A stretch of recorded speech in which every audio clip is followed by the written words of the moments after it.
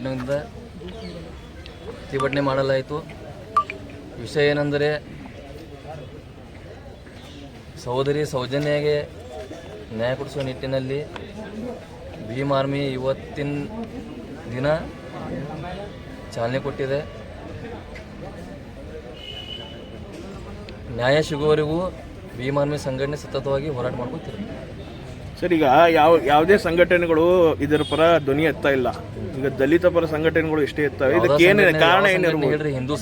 ಹಿಂದೂ ಪರ ಸಂಘಟನೆ ಆಗಲಿ ಮತ್ತು ನಮ್ಮ ನಗರ ಶಾಸಕರು MLA ಅವರಾಗಲಿ ಯಾವುದೇ ರೀತಿಯಾದಂಥ ಇದ್ರ ಬಗ್ಗೆ ಸವಾಲು ಎತ್ತಲಿಲ್ಲ. ಇದಕ್ಕೇನು ಕಾರಣ ಇರ್ಬೋದು? ಶಾಸಕರದು ಹೇಳ್ತೀನಿ. ಶಾಸಕರು ಮಾಡಿದ ತಪ್ಪಿಗೆ ಉಚ್ಚಾಟನೆ ಮಾಡಿದ್ದಾರೆ, ಅದು ನಿಮಗೂ ವಿಷಯ ಗೊತ್ತೈತಿ. ನಕಲಿ ಹಿಂದೂತಿ ನಾ ಲಾಸ್ಟ್ ಒಂದು ಹೋರಾಟದಾಗೂ ಹೇಳಿದ್ದೀನಿ.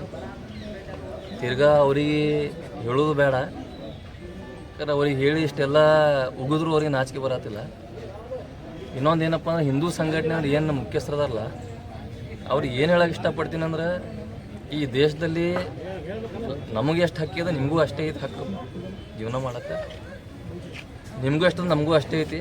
ಬಟ್ ಇಂಥ ವಿಷಯ ಬಂದಾಗ ನಾವು ಎಲ್ಲರೂ ಒಂದಾಗಿ, ಹಿಂದೂ ಮುಸ್ಲಿಂ ಒಂದಾಗಿ ಆಕೆಗೆ ನ್ಯಾಯ ಕೊಡಿಸೋ ಕೆಲಸ ನಾವು ಮೊದಲು ಮಾಡಬೇಕು.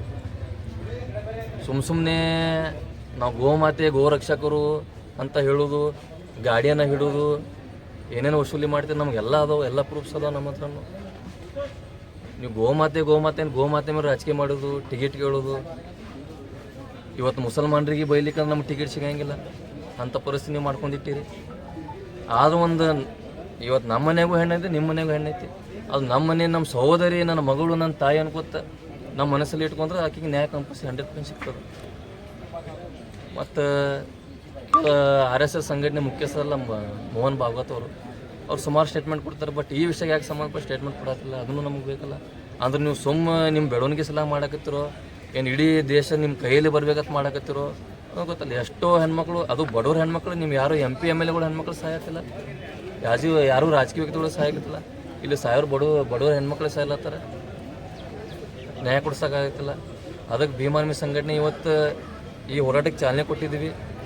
ಬರೋ ದಿನದಲ್ಲಿ ನನ್ನ ಚಾಲೆಂಜ್ ಐತಿ, ಎಲ್ಲ ನಮ್ಮ ಜಿಲ್ಲೆ ಅಧ್ಯಕ್ಷರು ಮಾತಾಡಿ ನಾವು ಧರ್ಮಸ್ಥಳ ಹೋಗೋ ಪ್ಲ್ಯಾನ್ ಮಾಡತ್ತೀವಿ. ಧರ್ಮಸ್ಥಳ ಚಲೋ ಅನ್ನೋ ಒಂದು ಚಳುವಳಿನ ಹಾಕೊಳತ್ತೀವಿ. ಅವ್ರೇನೋ ಕೋರ್ಟ್ ಸ್ಟೇ ತಂದಿದ್ದಾರೆ, ಅದು ಒಂದು ಸೈಡ್ ಇರಲಿ, ಅದಕ್ಕೆ ನಾವು ಸಂವಿಧಾನಬದ್ಧವಾಗಿರ್ತೀವಿ. ಬಟ್ ಆ ಸಹೋದರಿಗೆ ನಾವು ನ್ಯಾಯ ಕೊಡಿಸಬೇಕು. ಇವತ್ತು ನಿನ್ನೆ ನಿಮ್ಮ ಮನೇಲಿ ಆಗಿ, ಇವತ್ತು ನನ್ನ ಮನೆ ಆದ, ನಾಳೆ ನಿಮ್ಮ ಮನೇಲೂ ಆಗ್ಬೋದು ಕೂಡ. ಅದಕ್ಕೆ ಕೇಂದ್ರ ಸರ್ಕಾರ ಆಗಲಿ ಅಥವಾ ರಾಜ್ಯ ಸರ್ಕಾರ ಆಗಲಿ ಒಂದು ಕಾನೂನನ್ನು ಪಾಸ್ ಮಾಡಿರಿ. ಏನಪ್ಪ ಅಂದ್ರೆ ಇಂಥ ಅತ್ಯಾಚಾರ ಮಾಡಿದವರಿಗೆ ಅಟ್ಲೀಸ್ಟ್ ಜೀವದ ಶಿಕ್ಷೆನೂ ಪಾಸ್ ಮಾಡಿರಿ,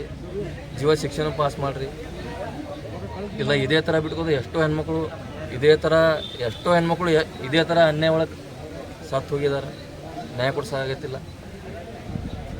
ಬಾಬಾ ಸಾಹೇಬ್ ಕೊಟ್ಟಂಥ ಸಂವಿಧಾನ ಮೇಲೆ ನೀವು ಎಲ್ಲರೂ ಆರಿಸಿ ಬರ್ತೀರಿ. ಸೌಜನ್ಯ ಪರವಾಗಿ ಒಕ್ಕಲಿಗರು ಬರಲಿಲ್ಲ, ಬಟ್ ಐತ್ರಿ ಸಹೋದರಿ ಆಕಿನ ಪರ ಬ್ರಾಹ್ಮಣರು ಬರಲಿಲ್ಲ.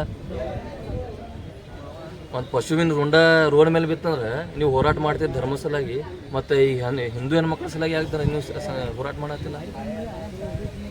ಕಾರಣ ಏನಿರ್ಬೋದು ಸರ್? ಇದಕ್ಕೆ ಕಾರಣ ಏನಿರ್ಬೋದು ಹೋರಾಟ ಮಾಡ್ರಿ? ಕಾರಣ ಅಂದ್ರೆ ಏನೈತ್ರಿ, ಒಂದು ಕೆಲವೊಂದು ಸಂಘಟನೆಗಳು ಯಾವುದೇ ಅದು ದೇವಸ್ಥಾನದಲ್ಲಿ ಫಂಡಿಂಗ್ ಮಾಡ್ತಾರೆ. ಇದು ನಿಮ್ಗೆ ಸ್ಪಷ್ಟವಾಗಿ ಗೊತ್ತಿಲ್ಲ. ಇದು ಸ್ಟೇಟ್ಮೆಂಟ್ನ ಯಾವಾಗ ಕೊಟ್ಟಿದ್ದು 2018ರಲ್ಲಿ ಕೊಟ್ಟಿದ್ದು. ಕೆಲವೊಂದು ಸಂಘಟನೆಗಳು, ಹಿಂದೂ ಸಂಘಟನೆಗಳು ಕೆಲವೊಂದು ಕಡೆ ಫಂಡಿಂಗ್ ಮಾಡ್ತಿರ್ತಾರೆ. ಈ ಸಂಘಟನೆ ಅವ್ರ ಜೋಡಿ ನಿಂತಾಕರ, ಆ ನಂತರ ಕೆಲವು ರಾಜಕೀಯ ಪ್ರೆಷರಿಂದ, ಕೆಲವೊಂದು ಹಿಂದೂ ಸಂಘಟನೆ ಮುಖ್ಯಸ್ಥರಿಂದ ದಬ್ಬಾಣಿಕೆ ಆದಮೇಲೆ ಈ ಥರ ಘಟನೆಗಳು ಬರ್ತಿರ್ತವೆ. ಕೆಲವೊಂದು ಅಧಿಕಾರನೂ ಅಲ್ಲಿ ಎನ್ಕ್ವೈರಿ ಮಾಡೋಕ್ಕೂ ವಿಚಾರ ಮಾಡಕತ್ತಾರೆ. ಆದರೆ ಕರ್ನಾಟಕ ಸರ್ಕಾರ ಏನೈತಿ, ವಿಶೇಷ ತನಿಖೆ SIT ಅಂತ ಒಂದು ರಚಿಸಿದ್ದಾರೆ.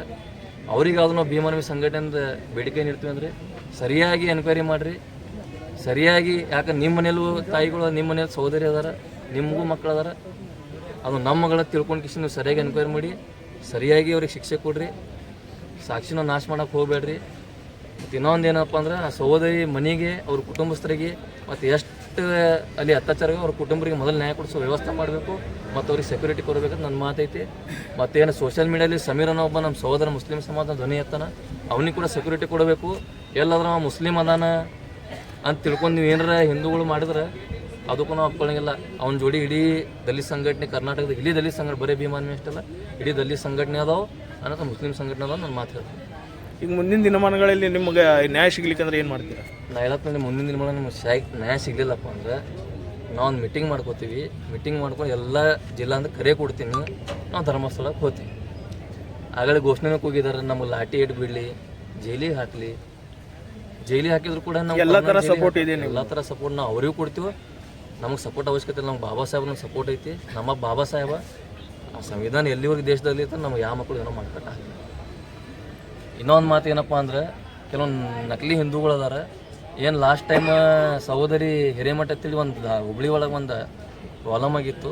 ಅವ ಮುಸ್ಲಿಂ ಸಮುದಾಯದ ಆರೋಪಿ ಅಂತೇಳಿ ಇಡೀ ಹಿಂದೂ ಸಂಘಟನೆ ಎತ್ಕೊತಿದ್ರಿ. ಆ ಪ್ರಿಯಾ ಸಹೋದರನಕ್ಕೆ ನೀ ಎಲ್ಲಿ ಹೋಗಿ, ಈಗ ಎಲ್ಲಿ ಹೋಗಿರಿ, ಬುರ್ಕ ಹಾಕೊಂಡು ಹೋಗಿರಿ ಅವಾಗ ಸ್ಟೇಟ್ಮೆಂಟ್ ಕೊಡಾಕತ್ತಿ. ನೀ ಎಲ್ಲಿ ಹೋಗುತ್ತೀಗ? ಅದನ್ನು ಬೇಕಲ್ಲ. ಚೈತ್ರ ಕುಂದಾಪುರನಾಕಿ ಸಾಕಷ್ಟು ಹೋರಾಟ ಮಾಡಿ ಹಿಂದೂ ಸಂಘಟನೆ ಹೆಸರು ಮಾಡ್ಕೊಂಡು ದುಡ್ಡು ಮಾಡಿಕೊಂಡು ಬಿಗ್ ಬಾಸ್ದಲ್ಲಿ ಹೋಗಿ ಹೆಸರು ಮಾಡ್ಕೊಂಡ್ರಿ. ಈಗ ಎಲ್ಲ ಕೊಡ್ತೀರಿ. ಪ್ರಮೋದ್ ಮತ್ತಾಗ ದೊಡ್ಡ ಸ್ಟೇಟ್ಮೆಂಟ್ ಕೊಡ್ತಾನೆ, ನಮ್ಮ ಮನ್ಯಾಗ ನಾವು ಹೆಣ್ಮಕ್ಳಿಗೆ ಸೇಫ್ ಇಟ್ಕೋಬೇಕಂದ್ರೆ ನಮ್ಮ ಮನ್ಯಾಗ ತಲವಾರು ಇಟ್ಕೋಬೇಕೈತ್ರಿ. ಈಗೆಲ್ಲ ಕೂತಿ ನಮ್ಮ ಶಾಸಕರು ಬಸನಗೌಡರು ಎಷ್ಟೋ ಸಲ ಹಿಂದೂಗಳ ಮೇಲೆ ಅತ್ಯಾಚಾರ ಹೋಗಿ ಪರಿಹಾರ ಕೊಟ್ಟು ಬಂದ್ರಿ. ಈಗೆಲ್ಲ ಕೂತೀರಿ. ನಾವು ಏನು ಹೇಳ್ತೀವಲ್ಲ ತಿಳ್ಕೋರಿ. ನಿಮ್ಮನ್ನು ಒಳ್ಳೇದಕ್ಕೆ ಹೇಳತ್ತೀವಿ. ನೀವು ಬರೀ ಟಿಕೆಟ್ ಸಲಾಗಿ ಮಾಡ್ತೀನಿ, ಮುಂದೆ ಟಿಕೆಟ್ ಸಿಗ್ತೋ ಇಲ್ಲತ್ತು ಮಾಡ್ತೀನಿ ಅಂದ್ರೆ ಈಗ ಎಲ್ಲರೂ ಶಾಣೆ ಅದಾರೆ, ಎಲ್ಲರೂ ಯುವಕರು ಎಲ್ಲರೂ ಶಾಣೆ ಅದಾರೆ. ಅಷ್ಟು ಈಸಿ ಆಗಂಗಿಲ್ಲ ಏನು. ಅದಕ್ಕೇನೈತಿ, ಸರಿಯಾಗಿ ತನಿಖೆ ಮಾಡಿರಿ, ಎಲ್ಲರೂ ಕೂಡಿ ನ್ಯಾಯ ಕೊಡಿಸೋಂಥ ಕೆಲಸ ಮಾಡುವ. ನನ್ನ ಮಾತು ಮುಗಿಸ್ತೀನಿ. ಜೈ ಭೀಮ್, ಜೈ ಭೀಮ್.